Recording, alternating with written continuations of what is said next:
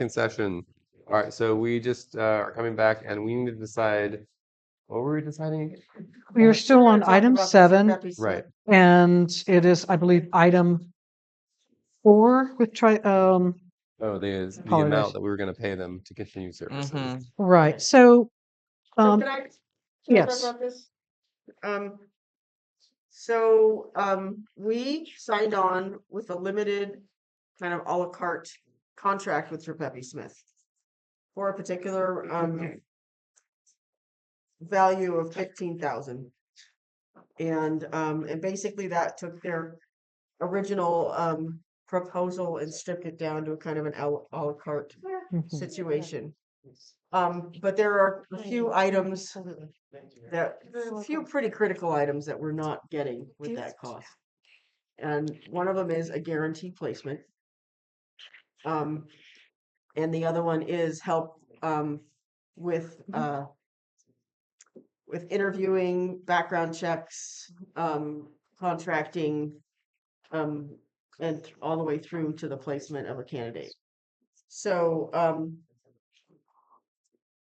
anyway, we thought that it was worthy of a conversation to consider the full contract again because of the difficulty that we're anticipating given the political climate in town, given all of the flux that's happening in City Hall right now. So the general concept is that we're really fighting an uphill battle on this, and that that we should really reconsider the full contract.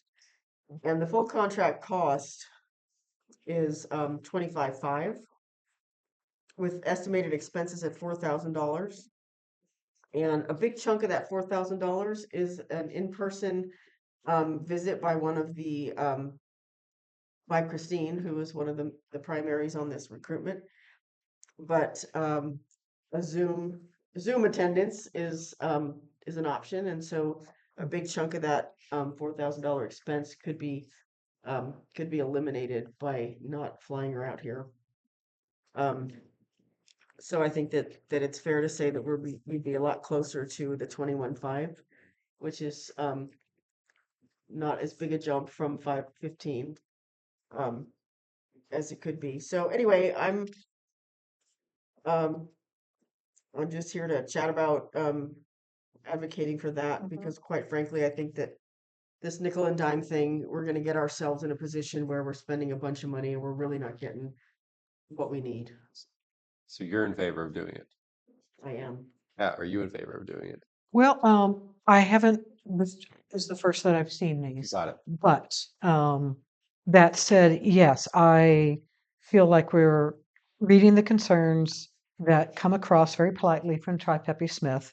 And the advice is like if our current contract is a kind of one and done with no guarantee and possibility of no placement. And I think we have to be realistic about the numerous challenges that we have, the healing that we're already beginning to do, but that we still have to do, the bumps on the road. So enough of the amorphous talk. It's a dime now or a dollar later. That's, I think, what we're looking at. And Councilmember Bailiff, how do you feel? So, yeah, I mean, I think that it would probably relieve also time and energy and sometimes from the council whoever will do this even through the interview process. I would be supportive of increasing that. Councilmember Lewis Lister, what are your thoughts? I guess my only concerns, obviously, yes, this would be really, really nice to have the whole package and have it delivered. And looking at I would like some input from Jill to, I'm guessing the bandwidth of someone in your position right now would not include being able to assist in any of this process. But that's just a guess. It's a fair guess. But I'm also very concerned about the fiscal responsibility here for this increase. I agree. Oh, sorry, go ahead. So I think that there's it's kind of maybe two, maybe three fold. Um,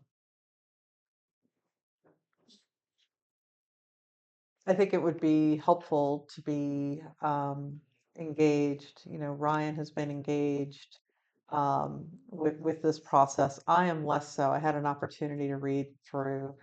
I did talk with Christine Martin a couple weeks ago around what the process was going to be, and when she told me kind of the first option, I was like, "What?" It's like the rubber hits the road when it comes time to evaluating those slate of candidates, and having their expertise to help lead you is going to be just really crucial.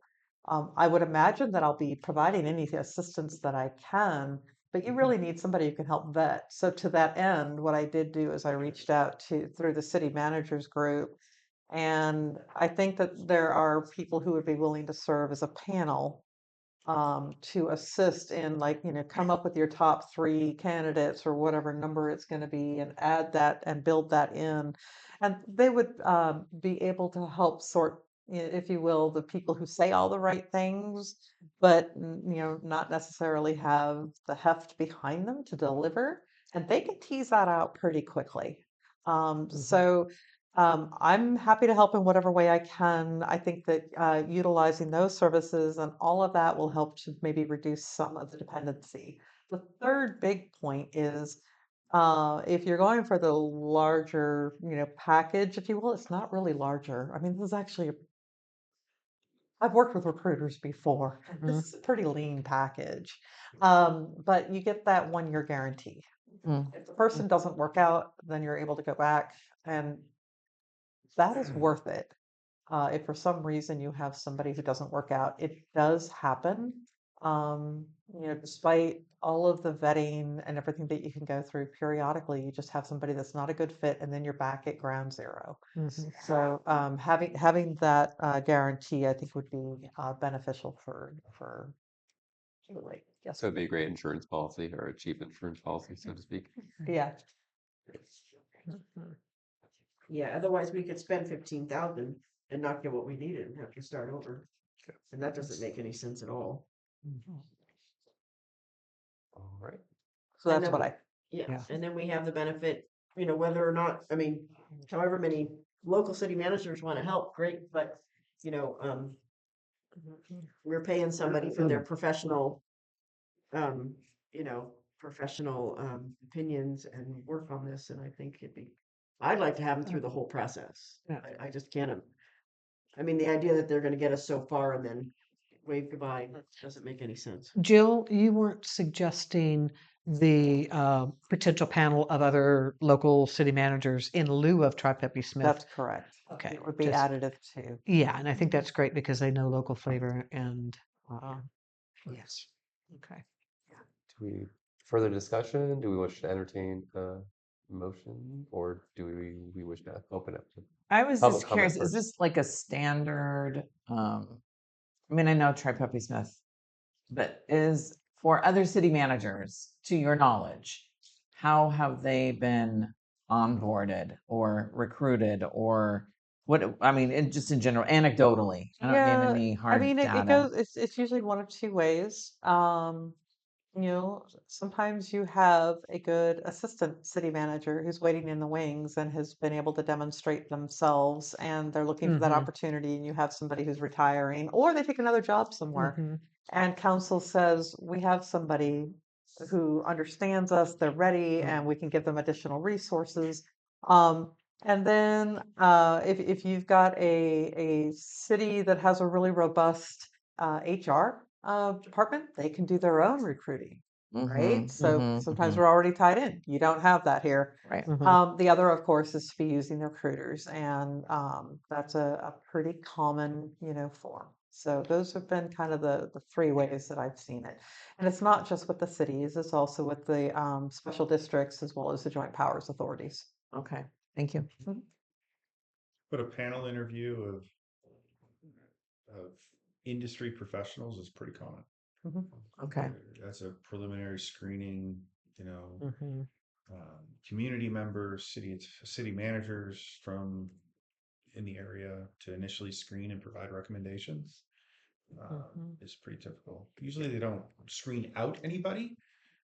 You will see all of them, but you will have their recommendations. They might have Um, them ranked a little bit, yeah.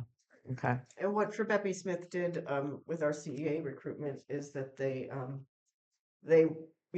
had a pool of applicants. They brought us, I think, the top 6 or 8. They also showed the ad hoc committee all of the applicants because we wanted to be sure we saw everything. But they ranked, the ones that they felt were qualified, and then provided us with the applications of those that didn't meet that threshold, and then the committee reviewed and interviewed, um, you know, the upper group. So Okay.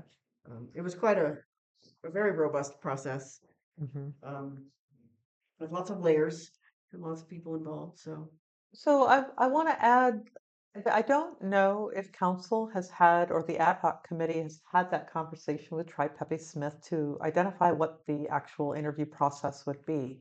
If you haven't, I would encourage the ad hoc committee to say, what are we proposing, right, as a process? And because you're talking about a really robust process that our CEA went through. Well, that didn't happen because Tri-Pepe Smith just said, oh, we're going to handle it this way. It came because there would have been input from board. sure, but that was part of the interview process was part of the contract, and until tonight, it's not part of our Correct, contract. correct. So, yeah, I'm happy to have that But conversation. if you want to, get more details about what the process is, it would be a really good thing to do.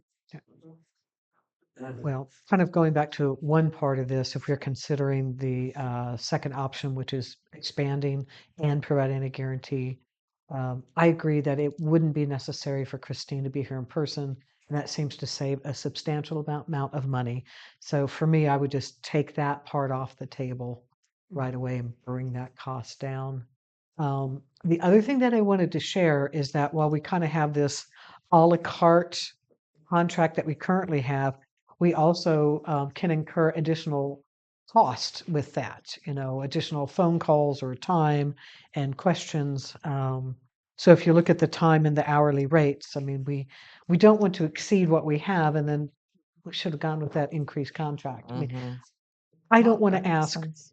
any more money of the city, Mhm. and yet we have to have a city manager. We have to have one, and we need to have one that works for the staff, that works for the city and the residents, and works with the council. So we need some help on that. Well, I'm prepared to make a motion that we go forward with with an amendment to our contract to include the full scope of services in. I haven't Number had a 2. chance to read this. When did this come in? We've had this for months. This is part of our, No. this is a piece of, Oh, the first one, but the second one. Oh, right, okay. this is a part Did- of The original the proposal. original Right. proposal that we Okay. got. Yeah. Elise was making a motion, sorry. I'm sorry. My bad. So So, you, yes, my motion is that we amend our agreement with Trepepi Smith to include the full scope of services as outlined in number 2. was, Can you draft an amendment? But so we have a motion. may I question that motion before? Lizzie, can You need a second Okay. to the motion. And when is the amendment, when can they amend the motion? What's that? When can an amendment be? So you need to take a motion and a second, Great. then you can amend it. Okay. Uh, Go ahead. I'll go ahead and second it with an amendment. Can I, since I'm the second, can I still propose an amendment, or it has to be the You first? can now propose one, but the motion has been made and seconded. seconded. So if they don't accept your Okay. amendment, it dies. Okay. But The feel free. amendment, I'm sorry about that. And look, we still have a ways to go. It's going to Yeah, get come real on, fun. let's go. Come on, move. Okay. I want to make sure that what we're accepting excludes Christine's presence in that interview. That's just a choice that we make, right? That's just Mhm. a choice that we make along the way. It's part of the $4,000 expenses. It's not the entire 4,000, Mhm. but it's a big chunk of the 4,000. Is that your amendment? Are you making an amendment to that motion? It was, I needed to clarify. Yeah. So it's the not, motion it's not a remains. strict, I mean, that's something that we decide along the way. There's different job board expenses that are, I think, still part of that 4,000. And so if there's, I don't know, if there's a job board expense that's $800 and we think we can live without it, maybe we waive that, Mhm. you know. Okay. Yeah. So, Are you amending? So did you make a? I did. You did not. I did not make an amendment. Okay. So motion and a Great. second All to right. So we have a approve. motion and a second. I'm going to go ahead and open it up for public comment. Does the public wish to comment on this item? You have one. Julie's up there. Julie, go ahead. I don't see anybody else. Hey guys, thanks for hanging in there. I appreciate Zoom because I'm still at the farm working, touche. But I do appreciate having the motion. If you just can't get a second though, then you just go back to another motion and also it just fails. But for now, I do just promote any process that we can facilitate financially to recruit a manager while we still have Jill. I am just so really happy that we have her in the moment. But as far as apprenticeship and stuff like that, that's so important. I do think it's great having an outside facilitator for the recruitment process because I do think that sometimes when we get too internal, it becomes a conflict of interest that the job description should be very specific and it should be followed to that manner and pass along protocol that is specific to that. And while we have Jill though, I would like to try and kind of speed up the process the best we can because maybe while we still have hours with her, we can have kind of an apprenticeship a little bit. We've already been paying for the past one while we have the current one. And I know finances are always hard, so that's where we have to get back to economic. But in the meantime, I do think that the foundation we're getting right now is something that we should not take advantage of, and we should prioritize having a good transition with it. That's where I'm at. Thank you. Great. Thank you. Last Mm. call for public comment. Glad you were moving toward us. Are you? Well, on the part about having.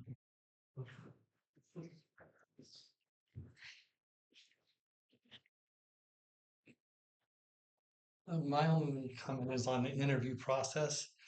I've helped out both the city of Arcata and Eureka on several times when they've recruited for operators in certain public works positions. And we usually have a panel of 3 to 5. And we can and help weed out people who have a really good resume, but they really don't know what they're talking about. We can say, yeah. And what we do, we don't, tell them who to hire. We just rank each applicant according to their experience and how they do in their job interview, and try to help them out and leave the ultimate decision to the people they're going to be working with. But we kind of help with that part. So Jill's idea about having other city managers come in here and help out with that is, to me, would be very good and important to do. Great. Thank you. All right. We have a motion on the table. All those in favor, say aye. I Aye. Aye. All those opposed? Hearing none, it passes unanimously. All righty. Moving on to the next item. Item number 8, outstanding vendor obligations and physical oversight. Staff, would you like to fill us in on this item? Yeah, I would. So you're gonna see on the dais here, there's an agenda. This is bike escape park donation and expenditures. Glenn, you want to give this to the two of you?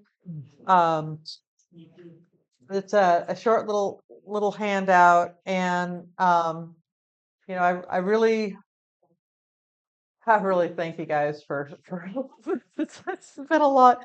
I want to be brief and direct, but I think that the Do you have one? prior agenda item where we were talking about the bike park, we were able to kind of touch on the conceptual approval. And then a project approval. Sometimes we'll call it a conceptual endorsement, and that's just the, hey, I've got this really great idea. I want to pitch it to council. Do I have a green light to go forward to develop more information so I can give you a formal proposal so that we can get project approval? And that is the piece that went missing in this equation. And so um, it's with the project approval that council is then going to be authorizing a project or even a program, right? And that's after you've had an idea of what is the scope of the project, what is the cost, have the opportunity to weigh in on the merits. What are we looking at in terms of design? What are going to be the responsibilities? It's that robust part of the conversation that we're kind of missing. And what I want to make really clear is that it's your authority to authorize the expenditure of funds, whether that is being done annually through the budgetary process according to the priorities that's set by council, or occasionally an item will come up that was not included in the budget. Council needs to give the authority in which to approve some outlying expenditure through an individual authorization request. So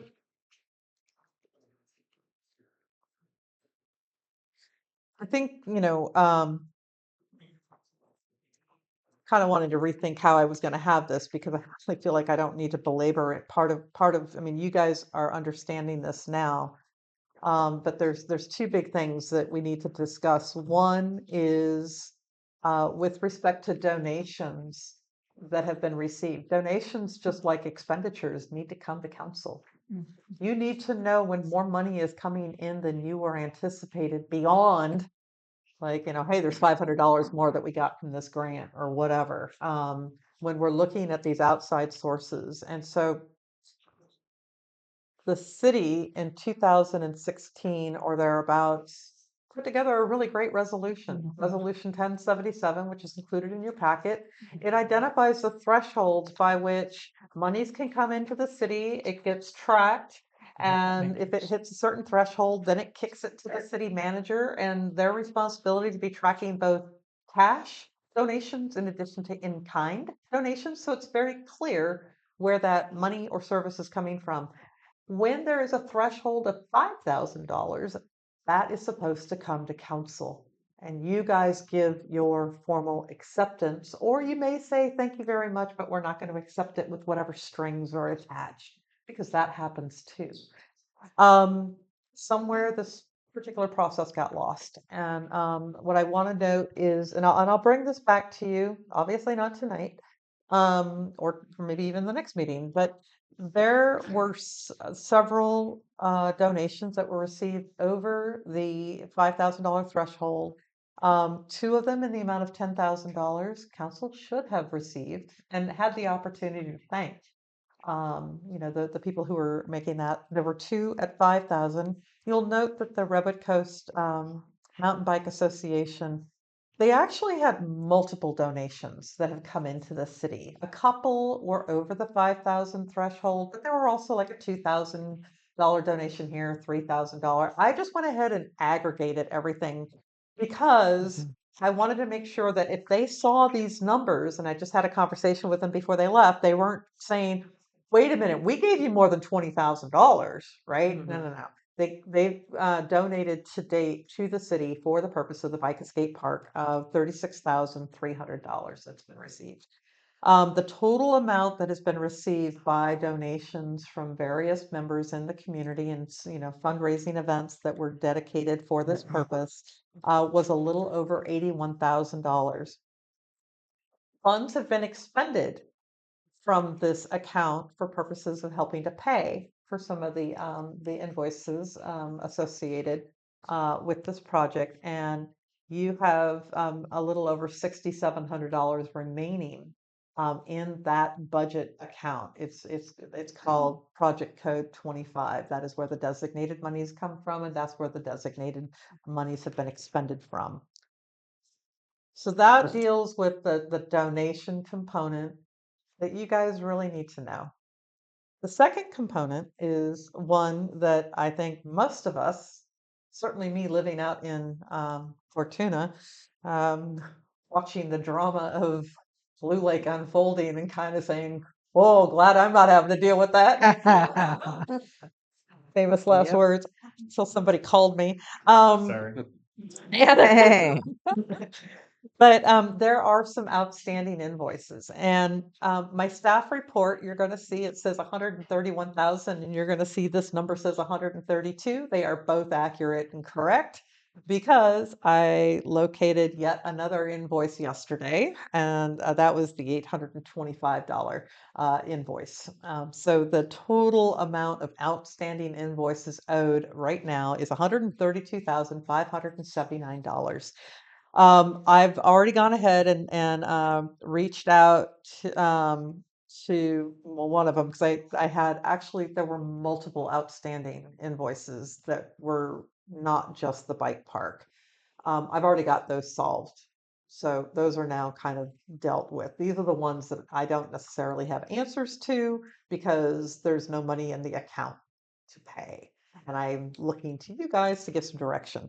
The Mercer Fraser, um, I've heard from a couple of people, well, no, they donated that. Well, they kind of did. They made a donation, and it was for the transportation cost of hauling the hot asphalt mix to the site. It was a value of about $5,000 if you figure 16 tons for the distance that was being hired, the number of loads. In the invoice notes, it says an amount, and 5,000 was supposed to be a donation. But the invoice was specific for the hot asphalt mix. They didn't charge you for the transportation because they waived that charge. So this particular invoice has been coming through every month with the amount of the 5,000. And I did verify. And I also spoke with Redwood I'm gonna RCMBA. I just really kind of flounder on that. Because they also thought that there was the 5,000. They did receive the 5,000 donation because they received a bill for 18,000. Mercer Fraser reduced it by 5,000 to them also, so they paid 13,000. And so that 5,000 number has really kind of made things a little muddy, but I have gone through and verified that. Living Landscapes, there was an invoice that came through, and it identifies that it was for work performed March through May of 2024, but that invoice did not come in until May 20. Actually, it's not May 25th. That should be a 6/21 of 2025. That's the kind of thing that would drive me crazy because you are to pay the bill incurred in the fiscal year by which it did. So that bill should have come in like last June for that fiscal year ending June 30th, but it is what it is. The wildland operators, this was a bill that was originally $113,040. I believe this was one of the topics of conversation earlier this year.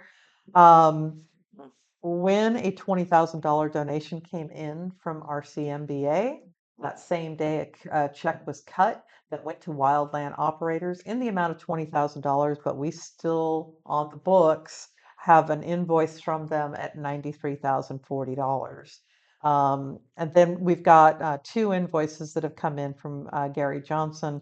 One at 23,000 for an invoice that was received in October of last year, and then of course there was this $825 for an invoice received in January of this year. We are well outside of the fiscal year, end of fiscal year. So, I mean, A, we don't have the money. B, if we did have the money, I would still be bringing this to you so that we could get the authorization necessary for purposes of being able to close our books and having the paper trail so any auditor or anybody else understands what this flow of money is. So this is, the not so great story. And what I'm asking for you guys is, first and foremost, I need this on your radar so that you can see it.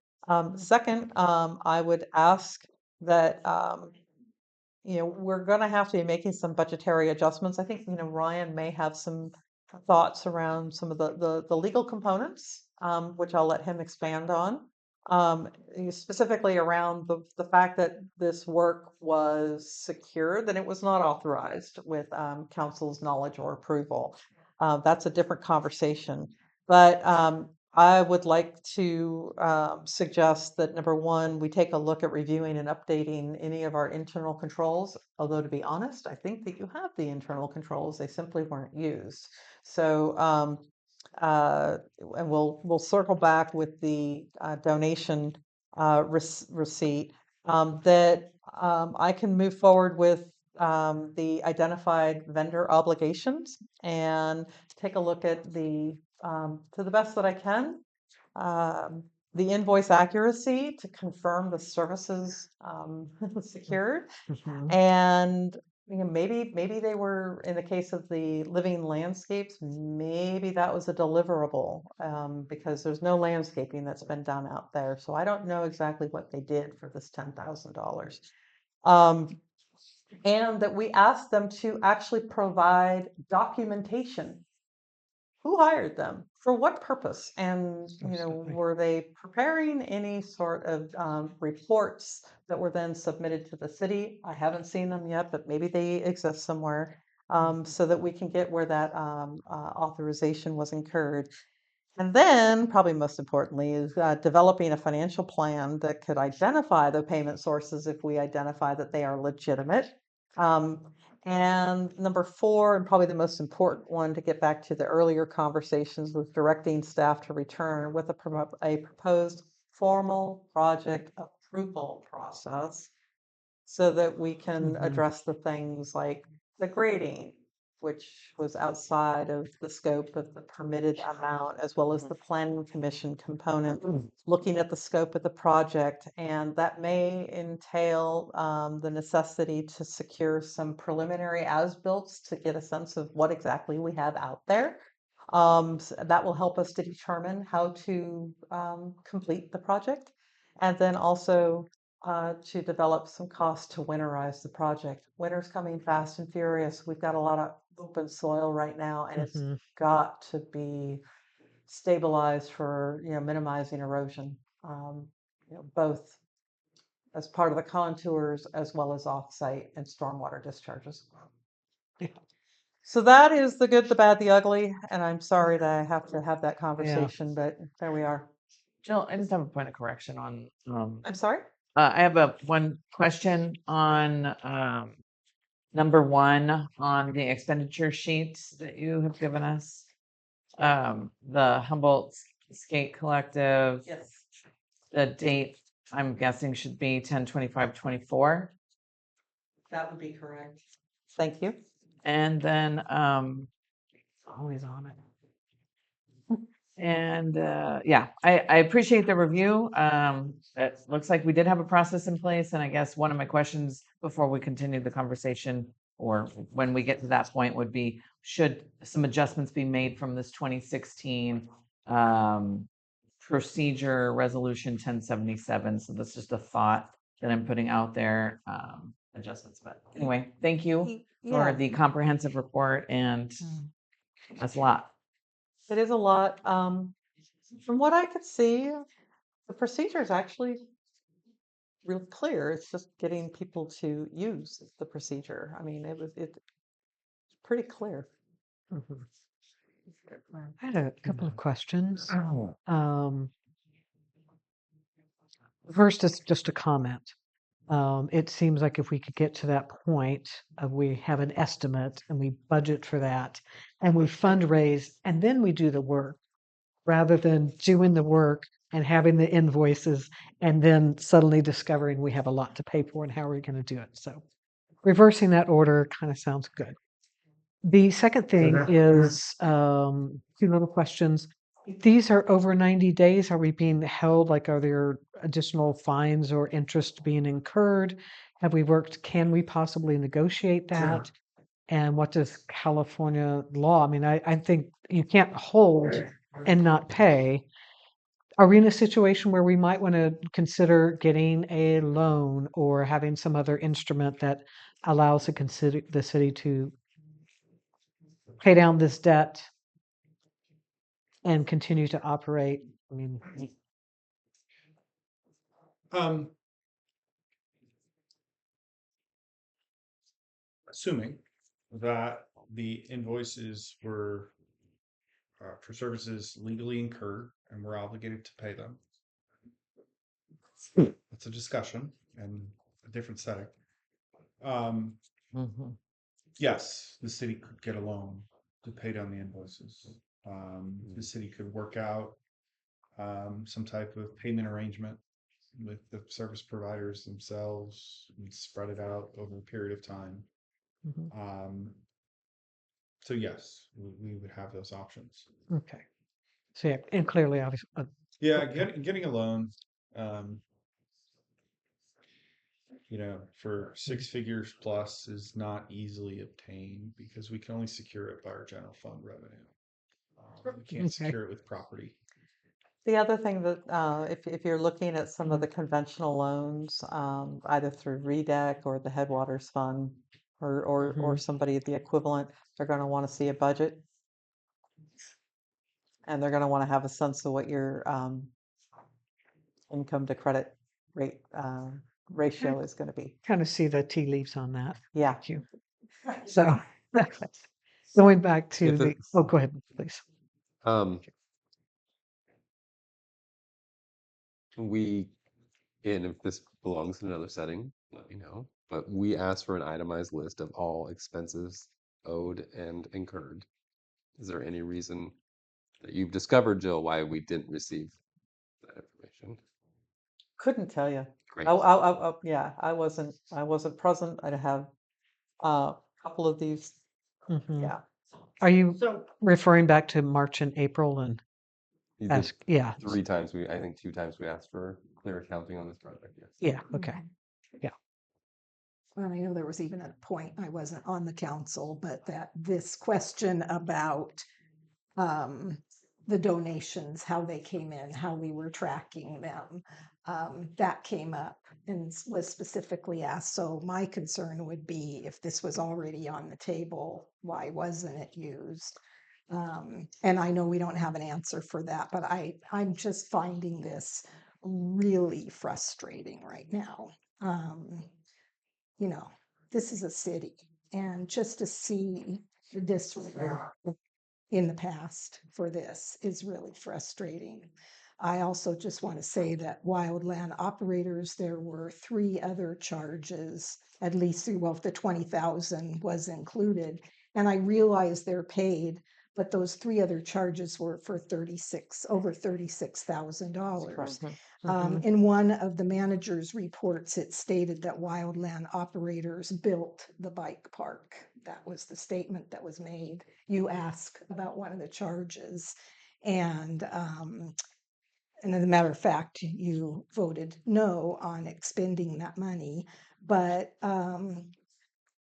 my concern is, who is this? And I would like to see a contract if this person is saying that they are interested in, and the same, I mean, these are coming in, and how do we know there won't be more of these coming in on this project? It's really disconcerting. So one thing I want to give you a little bit of assurance. I think it fell apart when it came to items to have discussion with council on. If you go into the office, there is an envelope in which donations come in, and they're all being recorded. Your front office staff are collecting that information. It's not hidden. It's there.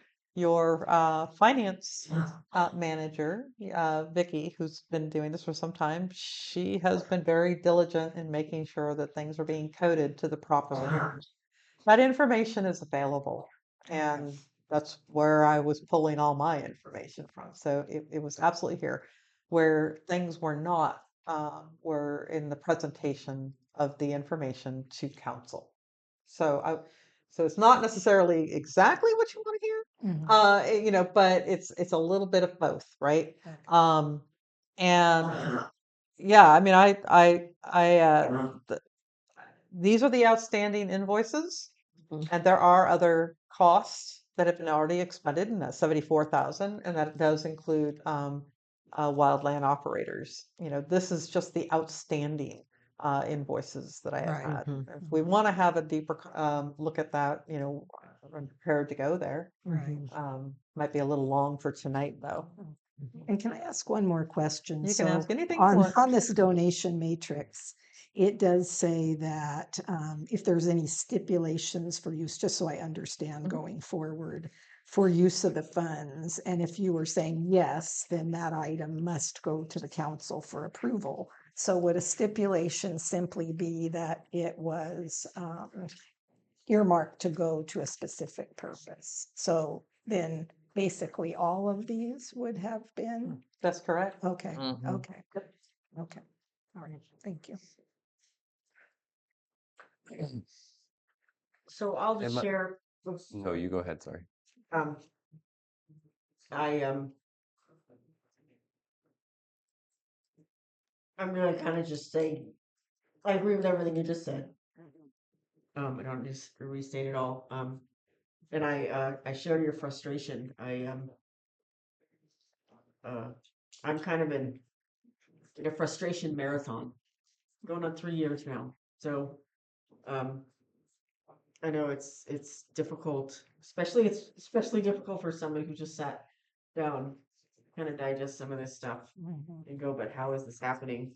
Um, so I don't want you to feel like you're on your own there. We're all right there with you. We're just maybe pacing ourselves a little differently.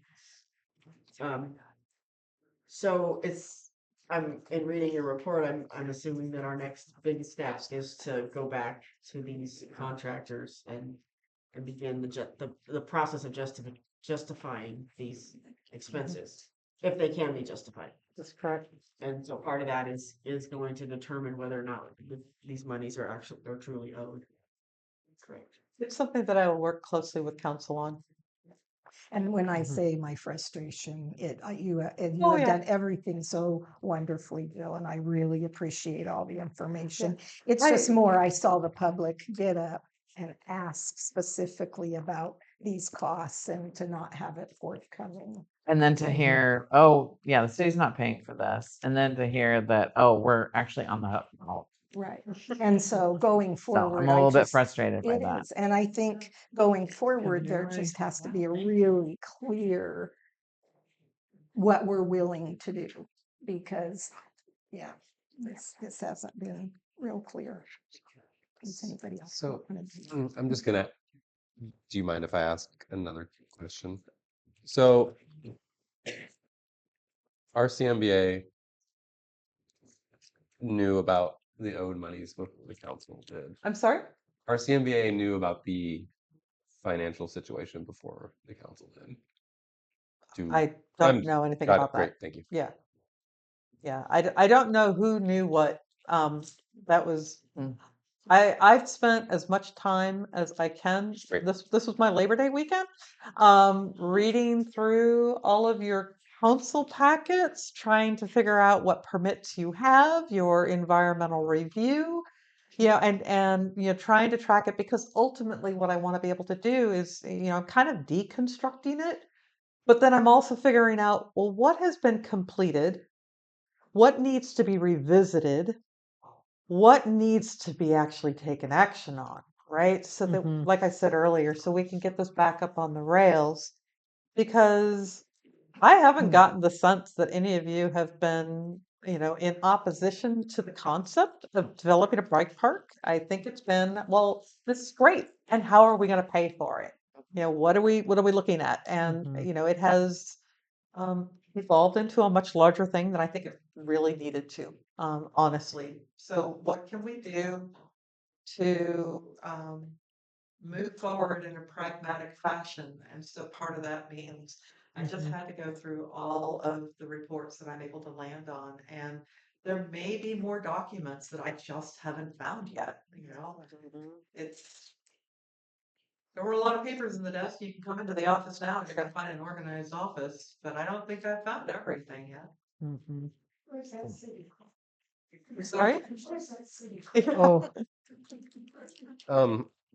If there's no further questions for staff, do we want to open up for public comment? Yeah. Great. Does the public wish to comment on this item? I'm just astounded.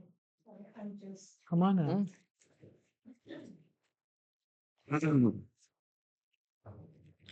To be sit here and be lied to.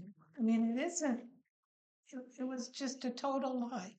When Brian came in and asked what we owed on that bike park in April, and we were told, oh, about $50,000, and how are we going to pay for it? Well, we're going to sell T-shirts and have fundraisers, and to turn around and find out this is what it is, it's pretty terrible. I'm sorry, you guys. I mean, you have had to go through so much crap. And then here it is. Here's the truth. Here's the truth that we all kept saying in the public. What is the truth? And this is the bullshit that it is. Thank you. Well, actually, when we asked how much do we owe, we were told we only owed $2,000. We needed another 50,000 to finish the park, but we only owed 2,000 because we raised 46,000 in donations and we spent 48,000. So yeah, this is a very different picture. Julie, Christy, go ahead. Yeah, you guys stay strong like you're doing. Amen to Rebecca's comments. But again, each one of you is a volunteer given our time right now, and thank you for that. And everybody that has in the time being, like, thank everybody for that. It's unfortunate we're having to deal with this right now, but it's our reality, and that's okay. Look at how much fun that's going to product for our children. My kid was, once he heard that those fences were down, like, it was like, heck yeah. And I was like, oh, heck no, son. And so, like, I want to tell that kid, heck yeah, but I told my kid, heck no. And so, anyways, I do want to advise you guys again, please create an ad hoc. That's going to create something that we can kind of maybe speed up this process. You can have direct contact between two of our council members with our staff, and we can start correlating the timeline that we need to put everything back in order and get moving forward. Right now, though, I think our biggest concern is going to be our signage and having something around that we can. Now, I know the fencing got taken out. Maybe we can ask Kernans or somebody to bring in some more chain link or something. We have a lot of great volunteers and people that want to see this happen, but we got to do it right so that we don't lose it. And that's been the big fallacy in this process, is that not doing things right could actually make us lose this facility. And nobody wants to see that. Nobody does. So I do advise the ad hoc. I think that would speed things up, and I think it would be really productive. And I don't know if you can actually make an action on this or maybe bring it back for that, but let's do it, dude. Let's do it. Thank you. Sorry, apologies. Uh, last call for public comment. I just have one more comment. I'll bring it. Oh, sorry. Coming back to council. Go ahead, Elise. Kind of tagging along with what I said earlier. A lot of so much pressure has been put on this bike park, and the process, and people wanting to speed it up, and we have this, we have an event, and we were supposed to pave it last week, and why couldn't we pave it last month? Or I've heard so many different things in different places from commissioners, from ex-city staff, from every imaginable place. And what of it is true, and who's working on the project legitimately, and who's just hearing from something and passing it on. I have no idea. So I really appreciate that we're getting, we're sitting here tonight, we're learning about some things. I am still concerned about the time pressure. People want to move it along. People want to get going. I'm really happy that RCMBA was saying, hey, let's just talk about the MOU by itself, and the bike park is is another subject, another phase. So I appreciate that because really we kind of have to put it all on hold. And I know that's disappointing and hard for people to hear, but we've got to put a lot of stuff on hold while we backpedal and we figure out what's what and how we're going to move forward. Right? So somehow we need the community to understand that that's where we are, and we need people to be willing to respect that. And I'm not sure how we're going to make that happen because there's just there's so much rumor and so much negative talk about this whole thing and the process and the intention of the council. And so I think that it's fair I mean, every one of us can sit here and say, you know, we're all about figuring out a way to make the bike park fly, but it's going to take us time. And we need everybody in this community to take a step back and to give us the time because there's no cheater way to go forward on this. We just can't do that. So I knew the meeting was starting to go long, and you were having a few people that were here from the association that were getting pretty exhausted. Right. So I went ahead and I showed them um, the handout that I've given you. So this is not going to come as a surprise to them. And so we were able to have the sidebar during the break.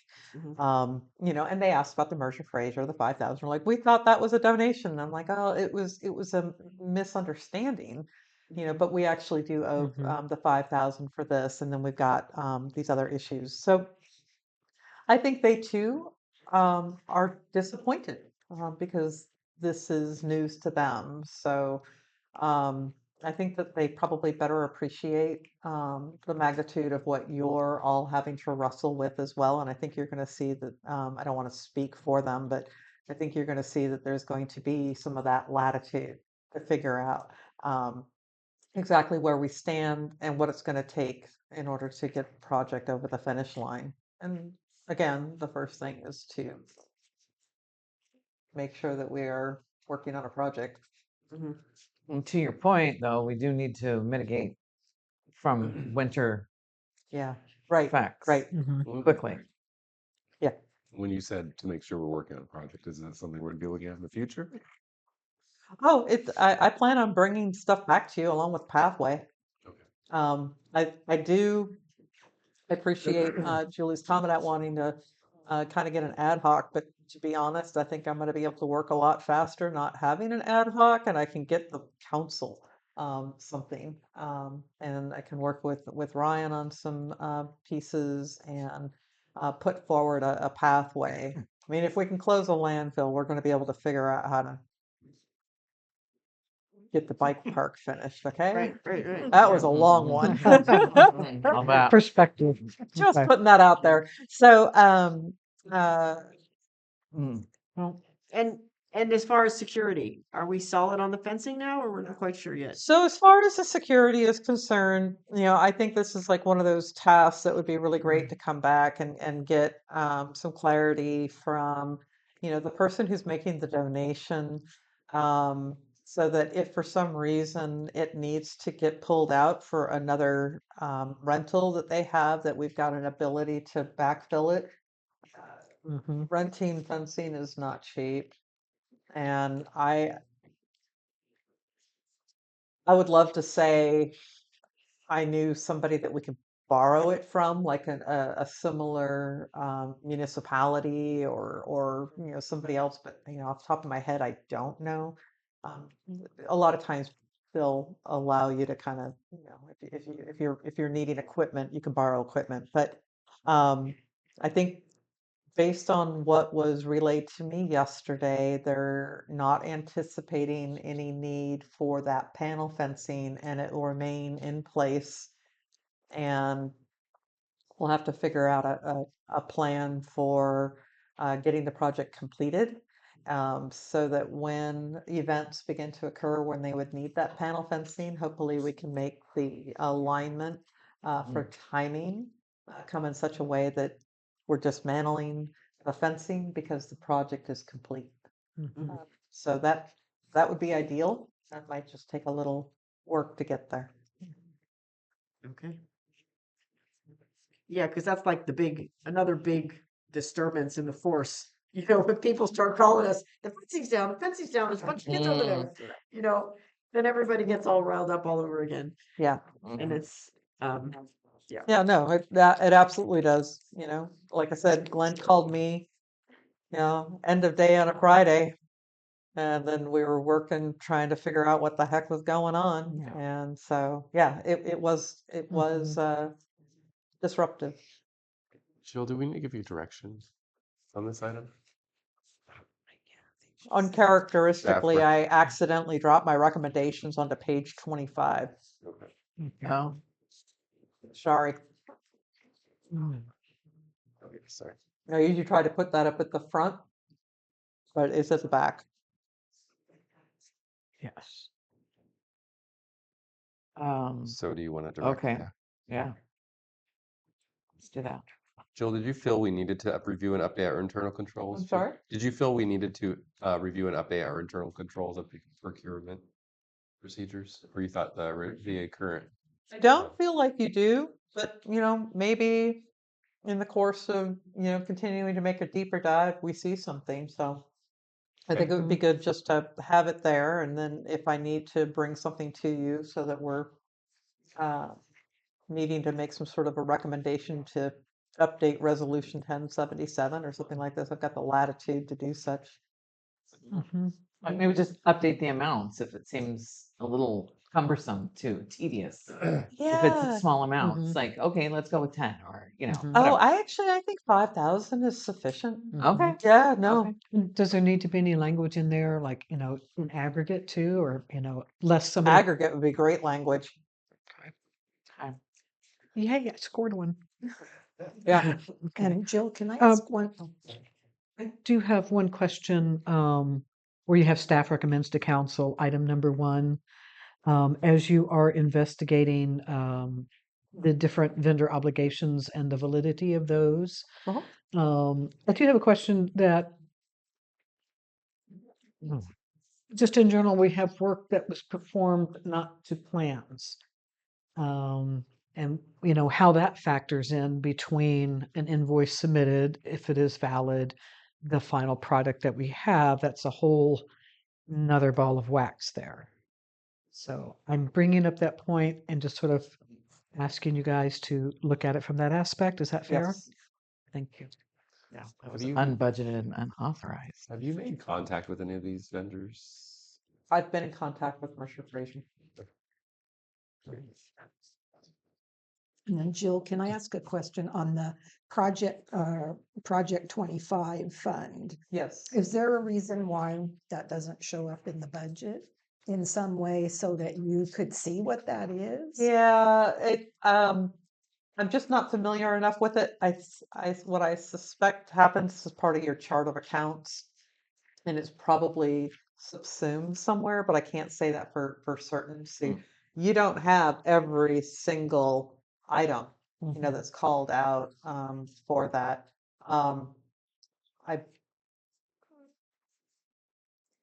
I couldn't speak as to why it's been structured the way that it is. Okay. Yeah. Okay. I just wondered if it was a fund, why you wouldn't see Yeah. it in the budget. Okay.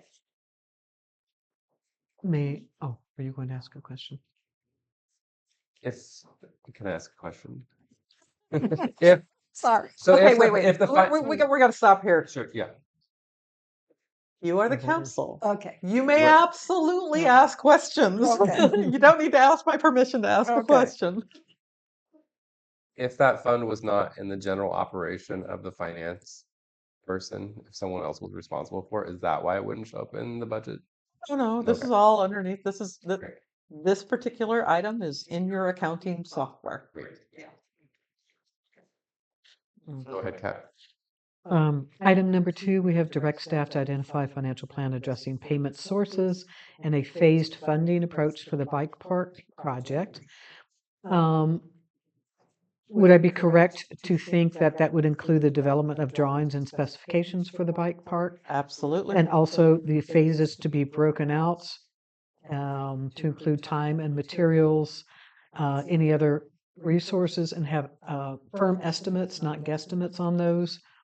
And then could we also, and this is sort of a small aside, develop a very clear tracking tool for all staff time that goes towards the bike park? So one thing I want to let you know is that staff time is tracked. It is Um, tracked. Yes, I and think some of it, I'm sorry interrupting, but some of it had been put into sort of like general fund or overall Parks and Rec. And I think I'm trying to get an idea to really isolate what we're doing on the bike park.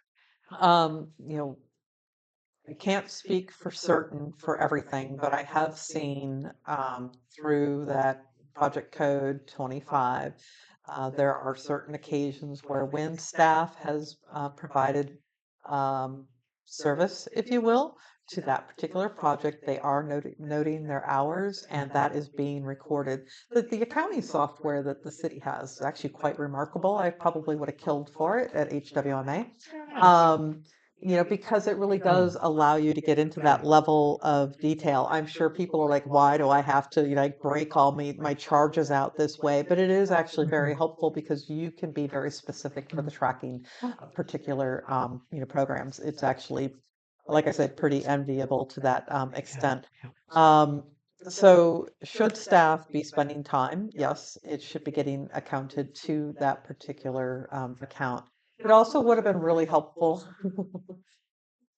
if the project was approved. You would then identify a specific line item because it would be, a little bit more of an umbrella, and and you wouldn't have this question, right? Because it would have been clear that anything that's happening within this item, it would have been there. So this will be part of the long-term plan, if you will, for moving forward with other projects as well as this one, hopefully.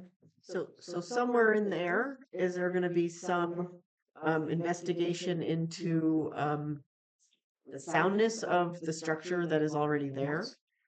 In terms of, was it engineered in any way? Was it inspected? Were there any compaction studies done? What do we know about what's there? And is it okay and just as it stands?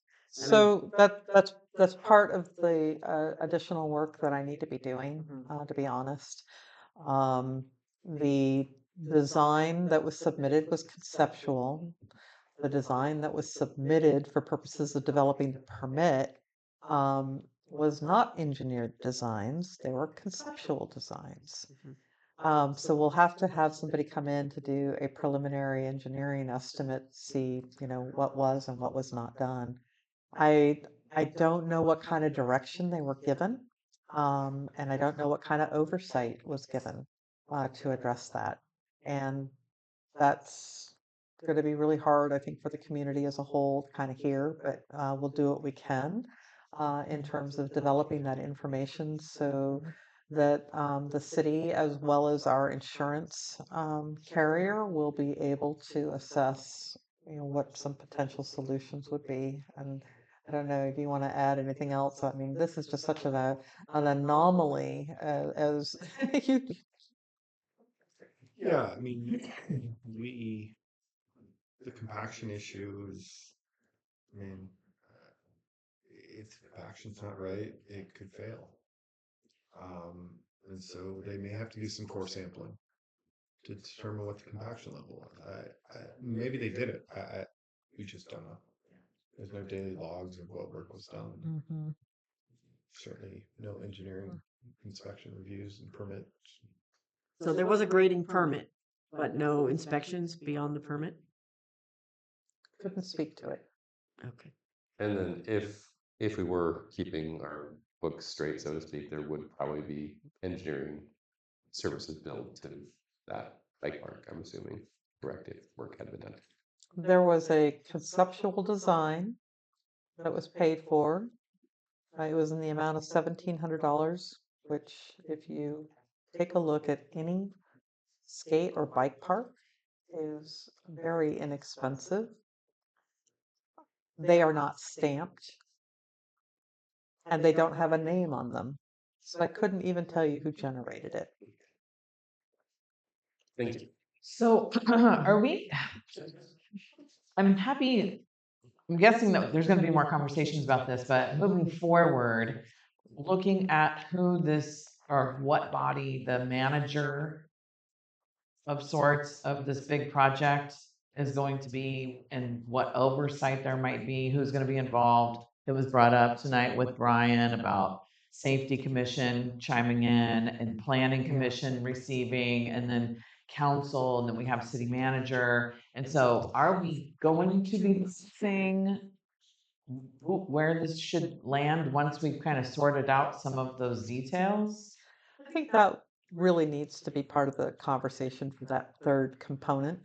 It wouldn't be your city manager that would be giving implicit endorsement or approval of things. It should be your public works director, which, crazy enough, I realize is the same hat, but maybe this would be the appropriate role to have that outsourced to a completely independent person who has nothing to do with that particular site, so you can get an objective. Right. Yeah. Absolutely. So, and what would that look like? How would we source that objective That would have to outside? come back and, Okay. I'm not prepared to have that Okay. type of Okay. conversation. Okay. I just had to Right. get Like you the throwing numbers. stuff out, Okay, I'm well, like looking at it. There's and- ways that you can get Yeah. there, and if we had endless amounts of money, it wouldn't be a question. But we got to figure out how we can get there in another way. I don't know. Any? Okay. Oh, that's right. Oh my God. Thank you for the date, Far. I just wanted to point out on page 29 of resolution 1077, looks like somebody was kind of forward thinking on this stuff.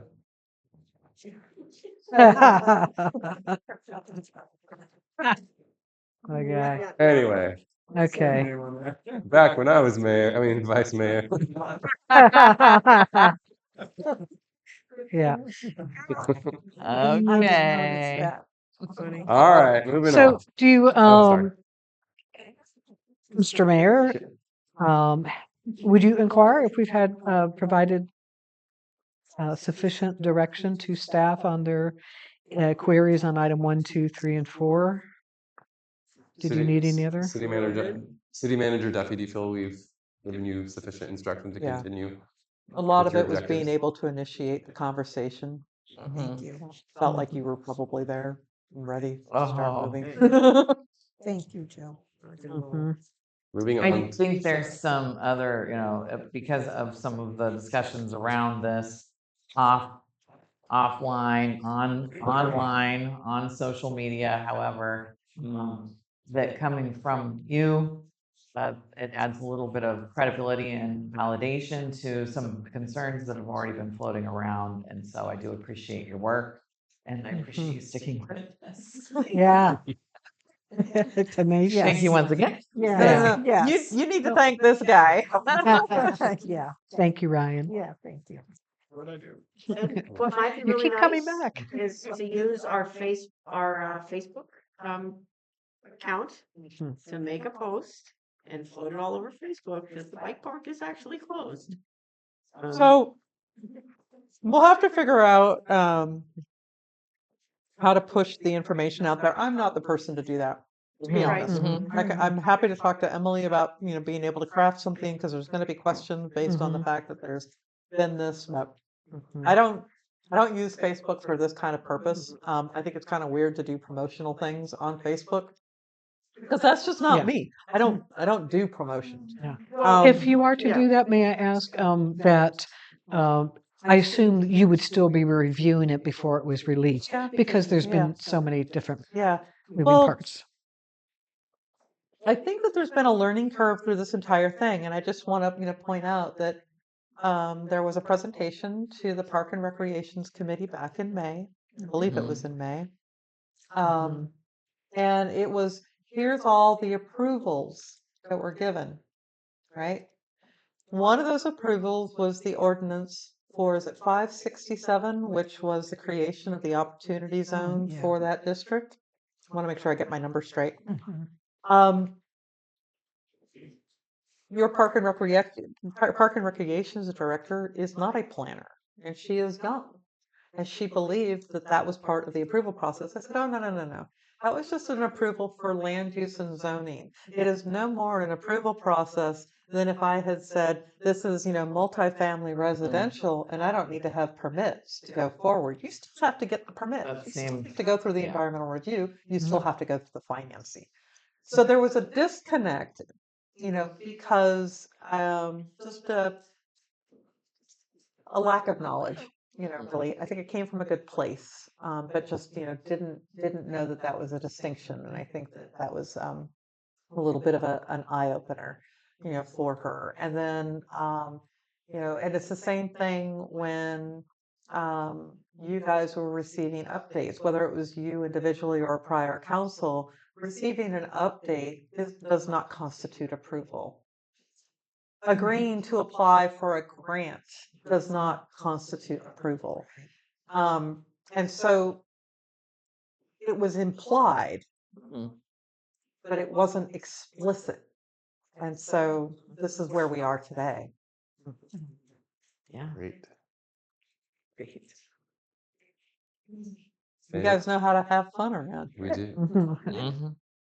Just making Make notes. it up. I'm just making notes about you not wanting to put comments on Facebook. Rewrite that. I'll put that in the Well, it evaluation. doesn't just have to be Facebook. I'm just yeah, suggesting yeah. that we use all the tools in our toolbox, right?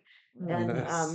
we can put, if there's whatever gets generated, website, Facebook, On our whatever. bulletin Just board, on the website, all that. trying to get it out there is all. Right. Fire station Right. siren. Some knucklehead. We're still close.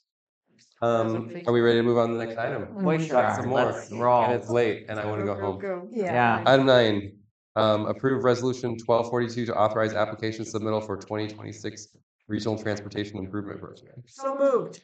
I was gonna say Staff, that. would you like to go ahead and fill us in on this one? I would probably prefer to default to our HCOG representative, but basically this is part of Resolution 1242, which is authorizing the city manager to submit an application for funding for the 2026 Regional Transportation Improvement Program. This particular funding is slated to move forward with the Phase 2 project of the Greenwood to Hatchery Road truck route. I hope I got that right. You guys are going to be a lot more familiar with it than I am. And that is the purpose of this resolution. And so we are looking to have that approval and designation. And if you have questions, I'll do my best to answer them. Council? Questions? No, I think Mm-mm. for clarification, I think this just goes from where Greenwood in this curve here becomes Railroad Avenue. And then I think just to this stop sign Right. and then that next. And it'll take you to the bridge. To the bridge. Yeah. Yeah, Hatchery to the Okay. bridge. Mhm. Question? Thank you. Go ahead. This whole business has nothing to do with design. This is just going forward with Application. Correct. Okay. And just to confirm, these type of projects need to include traffic calming measures and various pedestrian and bicycle improvements in order I to. believe so. Okay, great. Was this part of an overall package that you guys have already received and approved? It would have been to the prior council, I Uh, believe. Yeah. Mhm. Okay. So there was the first phase of the truck route, and we've been told that they were working on designing the second phase. And I seem to have been sitting somewhere at this table at some point when some of those features were discussed. So yeah, it was the last council. Okay. Um, Would you like to have an update? Yeah, and I think that there should be an opportunity for the public to weigh in on some of the proposals for that project. We did discuss some of the pieces and parts of it, but I feel like we have a better environment now to receive public input on things like that in a way that might become part of the plan. So my suggestion, I don't feel like you need to make a motion, but if you feel like you would like to make a motion, in addition to the approval of the resolution to schedule at a future date a presentation to review the project as designed at this point. I don't know if they've actually got a full design, but you can discuss and receive it. Yeah. I think I have seen preliminary drawings of the second phase. I think originally, didn't they have, I don't want to, They do, Yeah, 'cause about a year ago. I walked it with Dan and they were pointing out where there'll be a pop out here and a tree over there. So they have a good idea of what's happening. I think there have to be proposal. It may not just be stamped engineers. Did they run out of funding? Was that what happened, or? Well, they had some funding for the design, Hmm. I think. Okay. I mean, but all the energy, I think, was going into the Greenwood project. Maybe Glenn, you can correct me if I'm wrong, but I think an awful lot of staff time went into Greenwood. Well, I'm not sure on this, but I believe the design is pretty much complete. And stuff for the other parts. Mhm. The Greenwood project is completed, he just finished. Hey, the last Glenn, bit of it, so- you got to get on the microphone.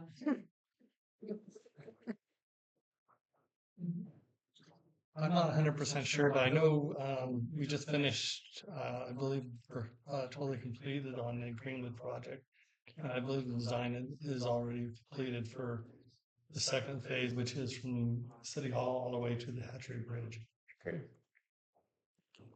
I think this is just, as far as I understand, it may be going, coming up with approval so we can apply to get the funding to do the actual work on the second phase. If that makes sense. Jill, quick question. Is it normal to have item number 5 on the resolution? Item The number- city manager is authorized to advertise, award, and enter into an I'm executive. sorry, hold on. Item number 5, what? On Mhm. resolution number 1242, city manager is authorized to advertise, award, enter into an execute. Yes. Didn't know if that was standard or not. Yep. Thank you. So I think, Joe. I thought that the council, was more involved last time with the awarding of the bid process and the awarding of the contract for Greenwood. This isn't awarding, this is applying for the grant. And when HCOG releases, the monies to execute all of that, the process of issuing the request for bids and all of that stuff would come to council for your review and approval. And that's a separate action related to the project. Okay.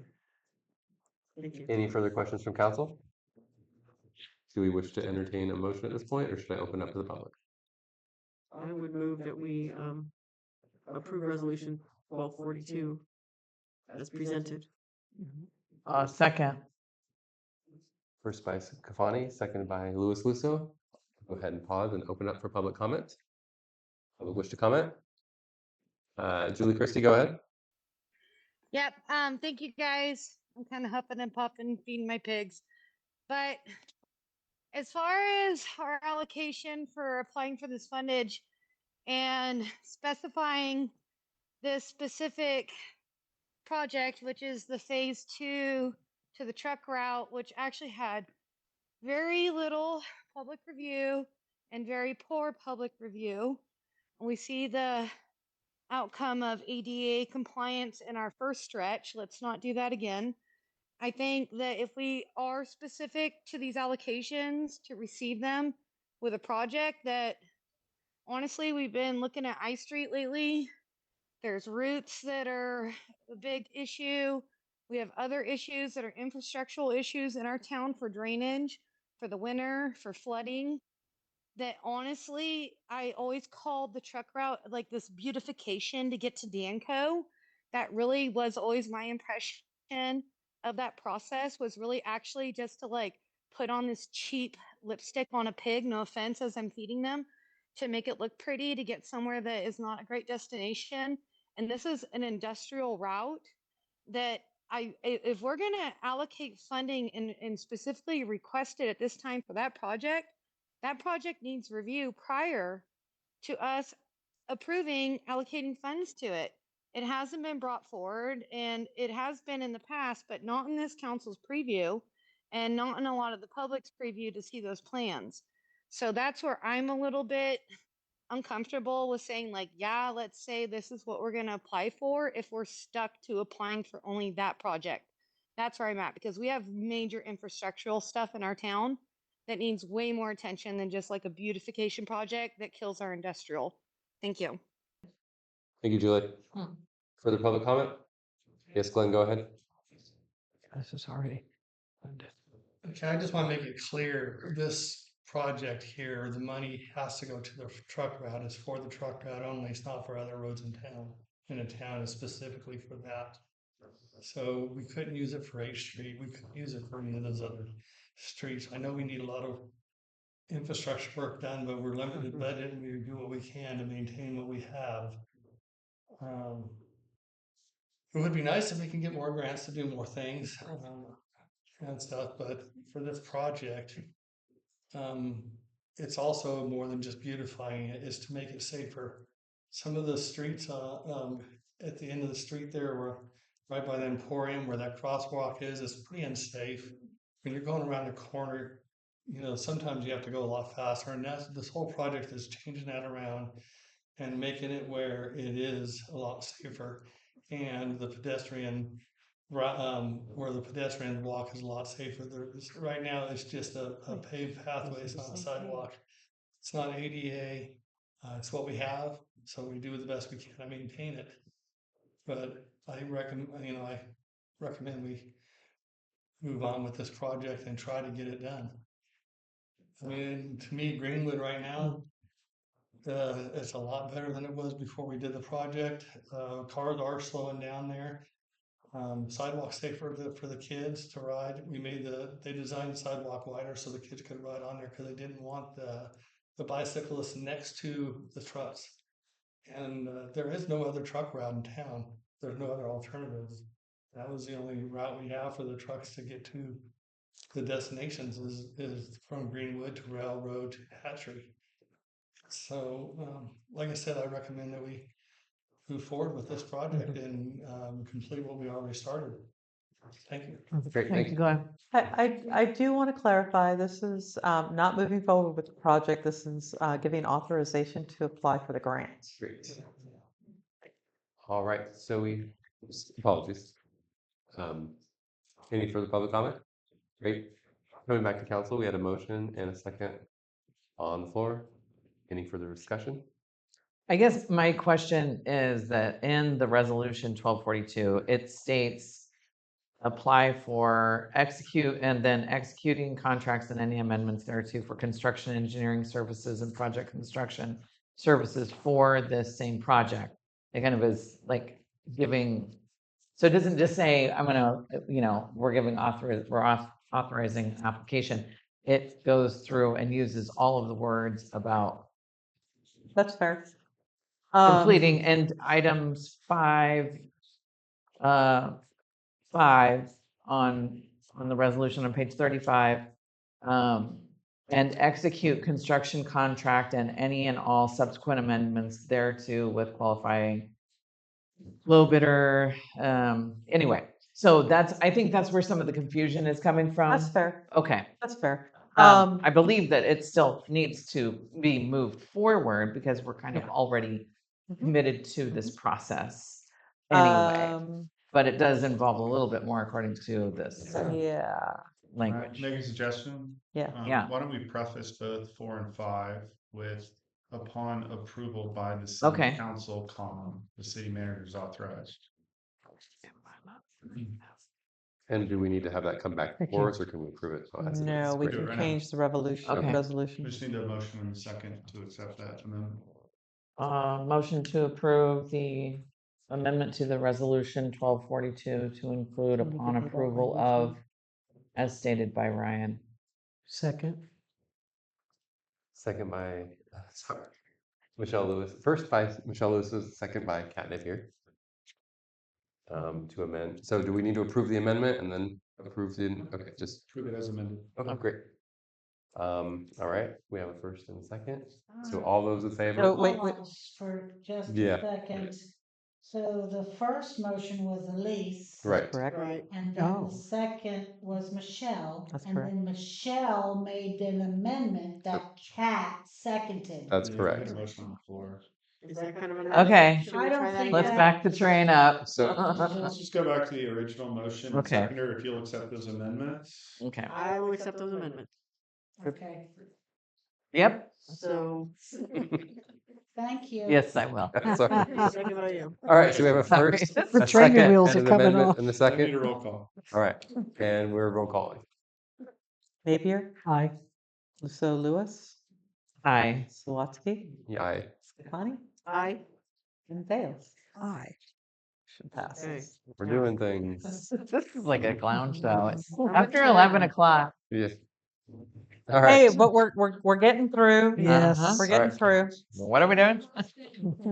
All right. Moving on to Okay. item number 10. So I'm just Sorry. going to point out Yeah. that this is the big hot item that Glenn has been waiting all evening for. Oh, Glenn, that's why we keep it in order, and that's why you come. Sorry, So Glenn. you'll have to forgive me because at some point I know I read it, but I can't land myself back on when your council received an update and had a pretty robust conversation about the Second Street pedestrian bridge. I know it was this year, but basically in the spring of 2025, the city engineer was directed to assess the eastern footing of the Second Street pedestrian bridge because there were some observations that there was some settling at the southeastern end of the bridge and a lip that was creating a trip and fall hazard. And then they also identified that some of the glue laminate was beginning to rot, and it wasn't just an insignificant amount of rot; it was fairly significant. Our public works staff did solicit several quotes from engineers back in the end of March with some quotes to compare the work. But it was Kernan, Wallen, and GRS. And Kernan was selected in part because the other companies, it was too small of a job for them, if you will. So Kernan gave probably the most responsive quote. And they were selected for that project. Everything kind of went into suspension. And I think I was here 3 days when it was, well, we need to move forward. And I was assured that the money was, in the budget. And I worked very quickly because I said, where's the contract? Where's the designs? I need to have this stuff. So we did a really quick turnaround time. I will be forever grateful for, hey, I need a contract template. There's got to be one. And so we were Nice. able to get the design turned around pretty quickly and reviewed. We got the contract in place. We got all the insurance and the endorsements, and Kernan began their work. In the course of doing their work, they discovered more rot than what was expected, and there is an attached change order and so basically it's increased the total cost. There is a credit. So while they had anticipated that it would be about 34,000, I think is what the original amount was, and forgive me, I'm just kind of tired right now. And so they didn't spend, so that's why you see that credit of $6,537,000. They were able to suspend there for purposes of revamping. But the total change order that they're looking at is going to be about $13,000. So it would, the revised contract, we're looking at 47.7. And so we're asking for the difference of 13,711, but not to exceed $15,000, so I don't have to come back here in the event that they find a little bit more rot than they were anticipating. So, in terms of funding sources, like, oh, great, now where's this one going to come from? We've already made a request to HCOG. There was another project, suddenly blanking on what street it is. Glenn could probably tell me it was H Street? G Street, thank you. That there was some money that was identified for HCOG funding for some traffic calming work on that street, and we're asking HCOG to consider at their next meeting the reprogramming of that money so that it will pay for the pedestrian bridge because this is on the safe routes to school. So at the moment, Kernan was ready to rock and roll yesterday, and I said, not till council says yay or nay, and that'll happen tomorrow evening. And if you're willing to say go forward, I'll have them mobilized so they can get that work done, because I expect that our representative from HCOG can help make this argument to the board. It will be coming also with the approval of the executive director of HCOG to have those funds redirected for this purpose because of the importance to the community and the safe route to school. Right. Awesome. I have a question. Glenn, anybody who can answer the question, how old is that footbridge? It was built in 1984. 1984. So Okay. it's going on 41 years old. Yeah. You can remember that, huh? 1984 was yesterday. What are you talking Yeah, about? and you could drink Yeah. legally. Okay. And I think it was, I don't know the entire group, but Steve Madrone was one of the original builders of that. It was. And I think you probably had a conversation with him. He was very interested in offering to help build, but it sounds like the scope has gone well beyond. Well beyond. One of the reasons why we did look into Kerman and Wallen and GRS is they all have experience with that the bridge. There's a lot of other contractors that say we would be able to do work on our water systems, but they're not really qualified to do this kind of work. I mean, it's a Yeah. pedestrian bridge. We don't want it coming down on somebody. So did it go out to bid or you guys solicited quotes? We've solicited quotes, and GRS, they weren't really interested in it. Mm-hmm. Or no, they came by and they never returned anything. Mm-hmm. Wallen said they're just too busy, Mm-hmm. and Kernan came right out and gave us a bid. Thank So you. they seem like the only ones interested. I wonder, since this is a public works project, do we have to put this out to bid? I mean, because the threshold and now The we're work kind has of been expanding. initiated, Yeah, as we Mhm. at first so it you wasn't- wouldn't want to be putting it out to bid at this Yeah. point. Mhm. right. But I mean, just so we understand process, It is should that have. okay? I think that in practice, in talking to Glenn, it sounds like there have been a lot of projects that weren't necessarily tied to grants, that they were handled in a more informal manner. Mhm. This is one of the reasons that finding a strong administrator is recommended. Mhm. Mhm. And then Okay. I am what would be the process? And if you, I mean, this is like my rule of thumb. It's working as a carpenter. Whatever rot you see, you triple it because it's just going to be more. And I'm not saying that, oh, they missed it and I would have gotten it. But I guess my question is, what would be that process then from the cities? Like, what would be the suggested process that if we were going to put this out, a request for bid and the scope of work, how would that be worded then to allow for the unforeseen? So I think, probably first and foremost, you would have had some preliminary engineering that have been done in order to scope out the extent of the damage. That would have been helpful.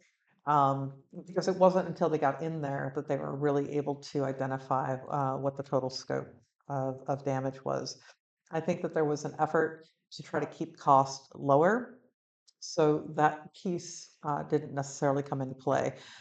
Very similar as to when you're putting out a construction document, there's cost associated with preparing the document because it's usually prepared by engineers for purposes of the solicitation. And then, of course, it's just, and you receive all your contracts, you have to, do your comparison with what the proposed cost will be. How does that line up with your preliminary engineering estimates? Is it responsive? And, so there is a more robust process.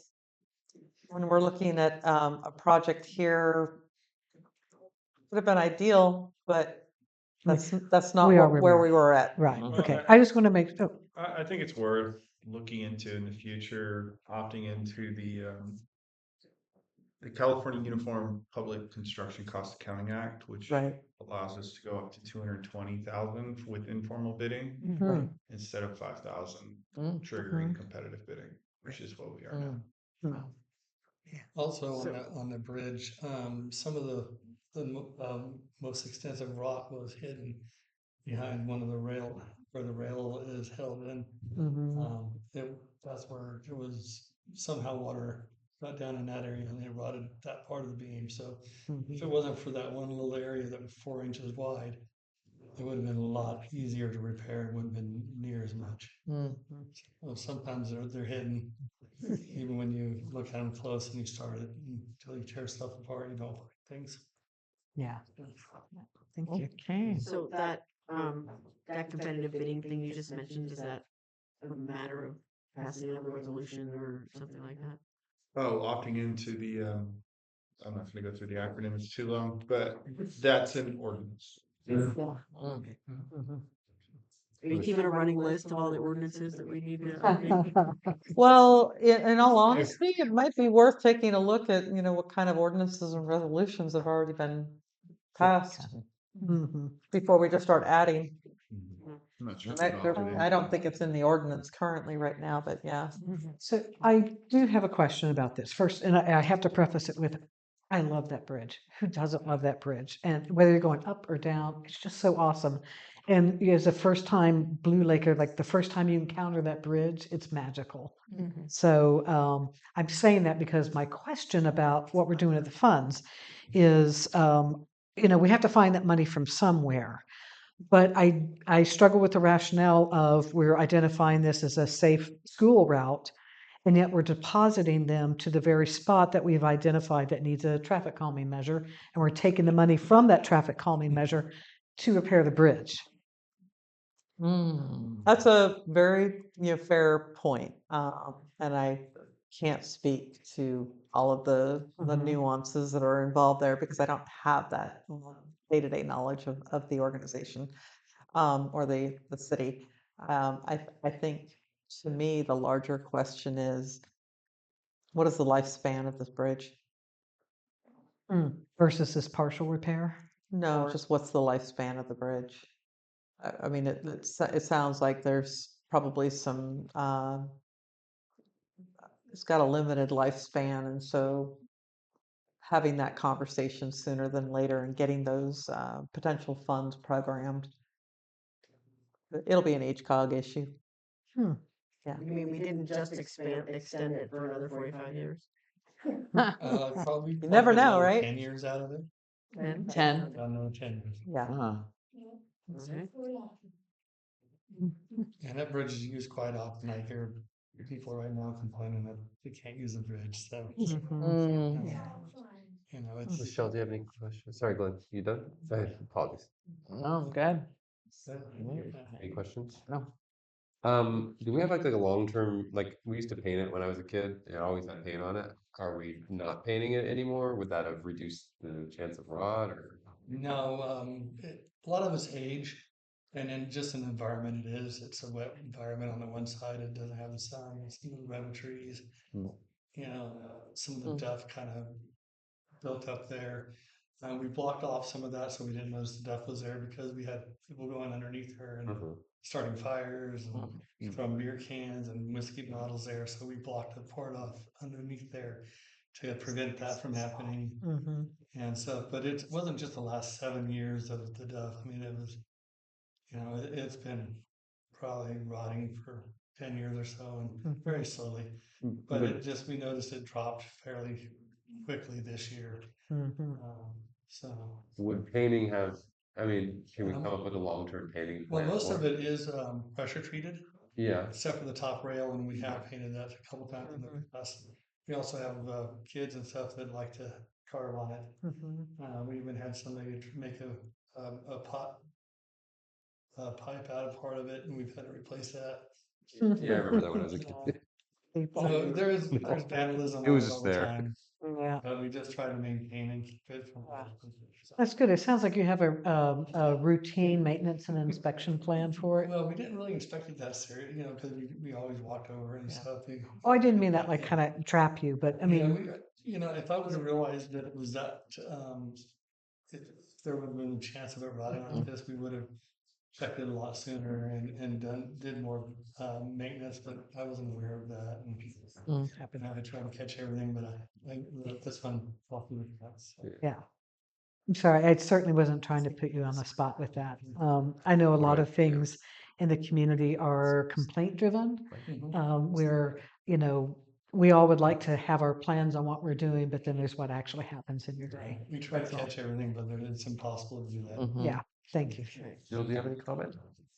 I just wanted to point out that we're a little after 11. I've got an Okay. hour drive home still. Okay, do we want Um, to, If we and- stay until 8, then you'll Right. be here for work the next. Now, I've got an appointment that I have Okay. to meet. so do we want to table or do we? I was, No, we need to wrap up this item first. Yes. And then I'll ask you a question about the other item. Okay. So Alright. can we get a I would like to move that we approve the change order for the Second Street pedestrian bridge. Second it. we have a first by Scafani or motion by First by Scafani, Second. second by Bailey. Bailey. Okay. To 15. I'll get it, go ahead and open up for public comment. And who made the second? Bailey. Thank you. Julie Christie, go ahead. Okay, guys. Yep, I threw my hand up and threw you in my pocket. I do appreciate this conversation. The bridge is a major safe route to school. I brought that up during the I-Street discussion in public safety. And honestly, just being my farmer lady self, you might want to take a look at the riparian area there. Maybe the bridge is getting like a lot of not being able to keep sunlight on it just a hair to keep that wood safe. It is obviously probably past its expedition date. And if we already have Kernan on the project, let's keep them going. I might throw in a little elbow on them for you guys for fencing and getting that project for the city, being their neighbor and owing favors to each other. I would be happy to do that for our city. But as far as bridges go, look at what happened to the bridge that's over by the arena. That got put in really wham sham. Thank you, ma'am. Now we have to redo it because it wasn't done correctly. So if we're gonna start tackling stuff, this is outside of our parks or our public works. You know, I really appreciate their time with like vandalism, garbage. But when it comes to infrastructure stuff like this, like the best thing we can do is like right now we might be slapping a band-aid on this, but it really should be looked at in a way of like long-term infrastructure while we're actually working on it before winter. And I just think that if we can kind of work with these businesses like we did with the bike park too, we might be able to, you know, look at the truck route, you guys, with these guys.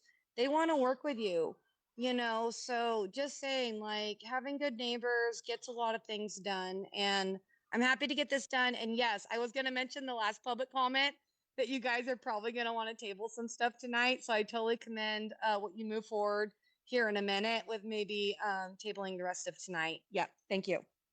Great, thank you. All right. Yeah. We have a motion, or bring it back to council. We have a motion and a second on the table. Any further discussion? Seeing none. All those in favor say aye. Aye. Aye. All those opposed? nay. Great. Get that? So the 4-1 Correct. Mhm. Napier with a no. Mhm. Thank you. All right, moving on to item number Oh, 11. oh, Can I suggest that you continue the council assignments? Because that could be a pretty Oh, it's gonna be long. detailed Yeah. one. I mean, I realize it's also, it was actually the second item that we were going to talk about after recall. But if we could do that, but I do think that for purposes of some timeliness, we do need to take up agenda item number 11. okay. I have no problem continuing 12, but Carrie's been on the council now for a month and she doesn't have any assignments because she has not actually taken on any of Chris's things. So I just, do you want to take on some of Chris's I have assignments? been going. Have you been going? Yeah. Mhm. Yeah, Okay. going. And so I think some of the alternates maybe are going to, but Oh. should we just have, We- Well, we're on 11 right now, so. Yeah. We can, we'll talk about continuing. continue 12. Are we continue? All right. We're So on 11, correct? we're on 11. Great. Mhm. We are. Okay. So You wanna this do is item number 11. Cool. Appointment of city negotiation team and ad hoc committee for property negotiations. Yeah, so Danco has extended an invitation to the city to work on amendments to the development disposition agreement, both in terms of timing and in terms of the project itself. Other than receiving that invitation, Russ and Ethan haven't engaged substantively. Russ would like to have an ad hoc committee of the council to work with on those, including attending meetings with Danco, and bringing recommendations back to the council. And so that's all tonight is consider appointing an ad hoc and then picking its 2 members. Great. Do you have any comments on the selection process or who should and who shouldn't? You can do it. Great. You can appoint if you'd like, or you can take nominations. That Does- one's up to you. Does anyone wish to be on this ad hoc? Wishes first? Cherry's Nobody wants to be on. laughing. Do we have any sense of the duration of this project? Like, I mean, the negotiation process. I think Danco wants to go fairly quickly. It just depends on kind of the scope of the asks both ways. Mhm.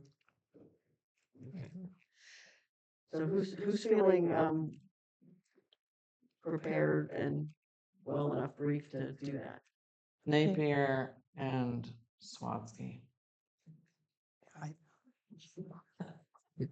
Do you, Do they have to have? This one? guy. I mean, Do they have to have? Yeah. So, Yeah. I mean, you guys don't have to form an ad hoc Yeah. committee. No, If you're more comfortable having, I believe your council would be Ethan Walsh and Russ Gans Yeah. and myself, and we would bring information to the body as a whole. Hmm. That's an option too. I'm fine doing it if nobody else wants to do it. I will Can we do get it a with second? you. Okay. Okay. Yeah, I really I- feel like well, I we agree. need to be Yeah. present. I mean, Yeah. Yeah. just there's been a lot of. I think it's important Yeah. that we do this. It's my opinion. Yes. Okay. Can I ask one question though? Obviously, my dad has been against that project. Will there be any issue with me participating in it? Okay. No. Great. Is there an appropriate way that ad hoc can hear from the council any specific concerns or items that they have?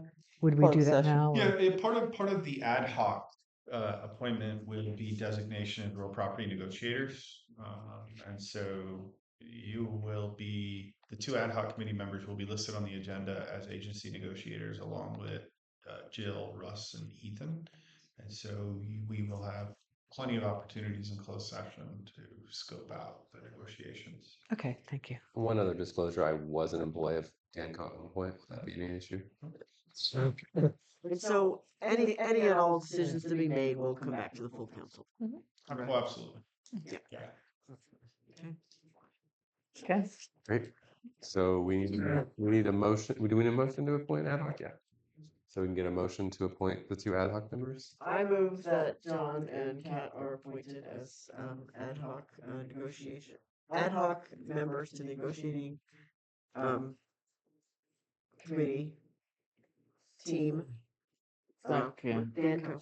First by Scafani, or motion by Scafani. Yeah. Second by Michelle Lewis Lisso. Yeah. Open up for public comment. Julie, go ahead. I guess I'm the last Mohican, but I'll be that one. I do approve an ad hoc. We should have had one prior. As soon as you guys initiated your new council, we should have had an ad hoc for this negotiation process. I'm leery as a very avid participant of kind of some issues with the time frame that was set for Danco, and now here we are. So, Jill, I do appreciate your comments earlier about maybe not needing an ad hoc for the bike committee, like bike park, that you could speed through that a little bit faster. So if in this instant we do need ad hoc, I totally support it. Also, HCOG's meeting is on the 18th. There's no agenda yet, but in case I can't say that later, I think it's important for that, for the public. Yep. Thank you. Thank you.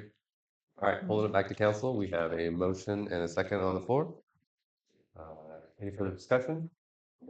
Seeing none, All those in favor say aye. Aye. All those opposed? Was that a nay? No, Oh, delayed I, reluctant I. all right, passes unanimously. All right, so we've appointed, on to item number 12, you suggested we table I was this? continuing, I was suggesting continuing. I And- mean, I and- think everybody's kind of tired. And what time would that be, or what? The next meeting. Next meeting, okay. Perfect. Mm. I would, 9:23. I would like to make a motion to continue items number 12, 13, and 14 Oh, there's more. to the next meeting. We have a I'll motion second. on the table. I'll second that. We have a second. Open it up for public comment. Yes. Please. Are you You're a joking or funny you serious? I guy. just gotta ask, you're joking or you're serious? That was Okay. comment. That's his Okay, comment. great. Please do. Okay, I'm seeing nothing from Julie Christie. She had a thumbs up. I know, I think she Yeah, was, yeah. okay. Pulling it back to Sure, council yes, for a vote. okay. All right, we have a first and a second to move up forward with not doing items 12, 13, and 14. All those in favor say aye. Aye. All those That opposed? was loud. Hearing none. Can we get a motion to adjourn? So moved. Okay, first and second. All in favor say aye. Aye. Who was the second? I think you're back to the Who was second. the I first said- one? I said I moved to The adjourn. adjournment. And I It's- said second, I thought Oh. but Nate- it doesn't matter. No, it does. It does. Terry, I didn't, so. Oh, you I thought it did. was Napier, Okay, I'm sorry. I thought